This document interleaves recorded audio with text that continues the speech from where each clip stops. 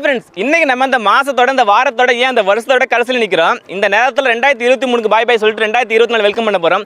இதுக்காக நம்ம முத்து மற்றும் கலை சார்பா உங்களுக்குலாம் wish very happy new year. இந்த 2024 நம்ம எல்லாருக்கும் பெஸ்ட்டாக அமையும் சொல்லிட்டு நம்புவோம். இந்த 2023 நம்ம போட்ட வீடியோவில் ரொம்ப பெஸ்ட்டாக ஒரு 15 வீடியோ கலெக்ட் பண்ணி அந்த வீடியோ மேக் பண்ணியிருக்கேன். இதில் ரொம்ப ஓடின வீடியோ அப்படின்னு இல்லாமல் எங்களுக்கு பர்சனலாக பிடிச்ச வீடியோ தான் மேக் பண்ணியிருக்கோம். இதில் உங்களுக்கு எது ஃபேவரட் அப்படிங்கிறத மறக்காம கமெண்ட் சொல்லுங்க. எனக்கு பிடிச்ச வீடியோ உங்களுக்கு எத்தனை பேருக்கு பிடிச்சி சொல்லிட்டு பார்க்கலாம். அது மட்டும் இல்லாமல் நியூ இயருக்குலாம் புதுசாக ரெசல்யூஷன் எடுக்கணும் அப்படின்னு சொல்லுவாங்க. நான் இது வரைக்கும் அது போல எதுவும் ட்ரை பண்ணது கிடையாது.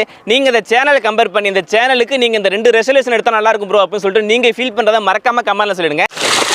இது பார்க்கறது தான் கொஞ்சம் கஷ்டமா தெரியும். ஆனால் ஒரு சைடு ஃபுல்லாக அழுத்திட்டோம்னா அதுலேருந்து கரெக்டாக அழுத்துறது ஈஸியாக இருக்கும். இப்போ நம்ம வாட்டர் ஃபவுண்டனுக்கு தண்ணி ஃபில் பண்ணிக்கலாம்.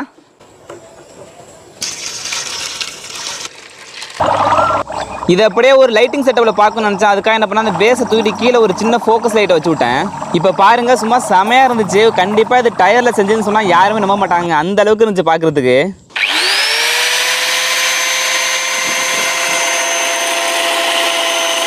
மிஷின் ஓடுற வைப்ரேஷனுக்கு அந்த பிளாஸ்டிக் வாரி எதை நகருமோ எதுன்னு சொல்லிட்டு பயந்துட்டு இருந்தா, ஆனால் கொஞ்சம் கூட நகரவே இல்லை, அப்படியே ஸ்ட்ராங்காக இருந்துச்சு. சக்ஸஸ் ஆகிடுச்சு. இங்கே பாருங்க,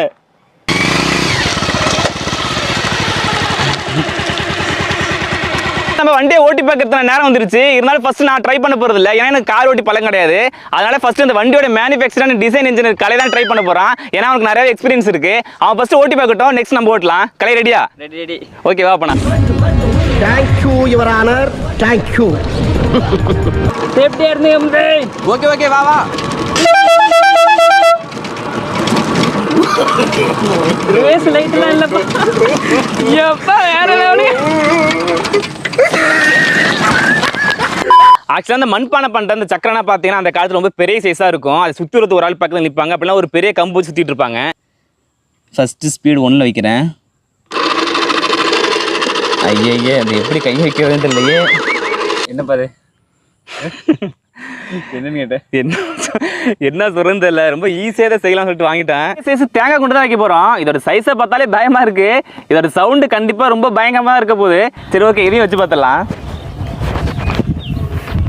வை பத்தல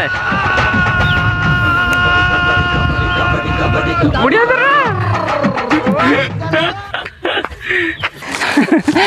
நல்லா தாங்களே இருக்கு, ரொம்ப சூப்பராக இருக்குங்க.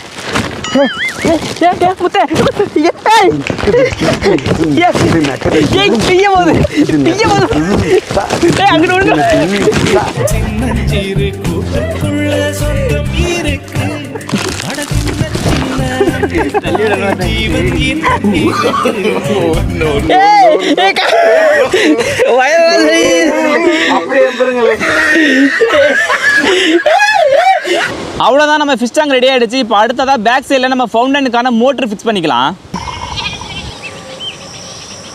லைட்டிங் வியூ கொஞ்சம் நல்லா இருக்கணும் அப்படிங்கிறத நம்ம போட்ட பெரிய மீனை மட்டும் நாங்கள் வெளியில் எடுத்துட்டோம்.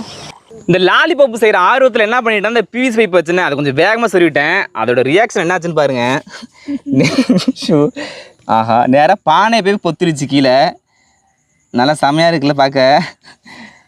ஐயோ, உண்மையாவே நான் சிரிக்கிறேன். ஆனால் எனக்கு மேலே பார்த்தீங்கன்னா எப்படி இருக்கு, ஒரு கிளாஸியாக இருக்கு. கீழே பார்த்தீங்கன்னா அது ஒரு மாவு மாதிரி லைட்டாக ஒரு இதாக இருக்கு. ஆனால் இதுதான் பர்ஃபெக்டான கன்சிஸ்டன்சி.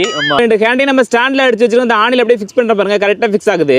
ஓரளவுக்கு ஈவனாக நம்ம ஆணி அடித்தாலே போதும். இந்த அளவுக்கு நம்மளுக்கு பொசிஷன் கிடச்சிடும். என்ன சொல்றதுனே தெரியலங்க, பார்க்கறதுக்கு ரியலாக ஒரு நிலாவை பிடிச்சி கையில் வச்சிருக்க மாதிரியே இருக்கு. நம்ம மேலே ஒட்டின அந்த டிஷ்யூ பேப்பர் அந்த ஃபெவிகால்லாம் சேர்ந்து செமையாக அப்படியே ரியாக்ட் ஆகுது. கையில் கிடைச்ச நிலாவை சும்மா விட்டுற முடியுமா? இப்போ அதை தூக்கி போட்டு பந்து விளாட்ற பாருங்க. இதுதான் பஞ்சு மிட்டாய் செய்யறதுக்கு ஒரு நல்ல கன்சிஸ்டன்சி அப்படின்னு நினச்சி நானும் பஞ்சு மிட்டாய் ரொம்ப ஆர்வமாக பண்ணுறதுக்கு ஆரம்பித்தேன்.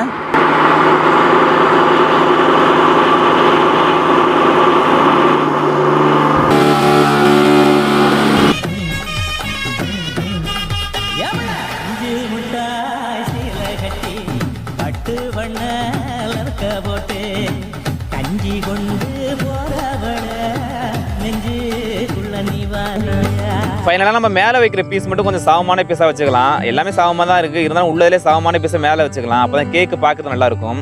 இதை இப்போ ஃபுல்லாக கவர் பண்ணலாம் க்ரீம் வச்சு. வேற லெவல் இருக்கு. என்ன சொல்றதுன்னு தெரியல, எனக்கு சுத்தமாக பேச்சே வரல.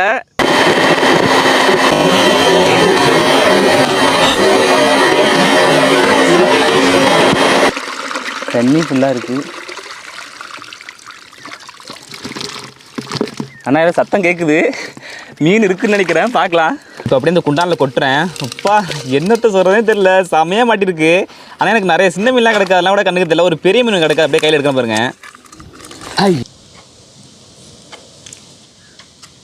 இப்போ எல்லா பீஸ் பைப்பையும் அழகாக எடுத்தாச்சு. நமக்கு வந்து பெயிண்டிங் அவுட்புட் இதுதான். பார்க்குறது எப்படி இருக்குன்னு சொல்லிட்டு மறக்காமல் கமெண்ட் பண்ணுங்கள்.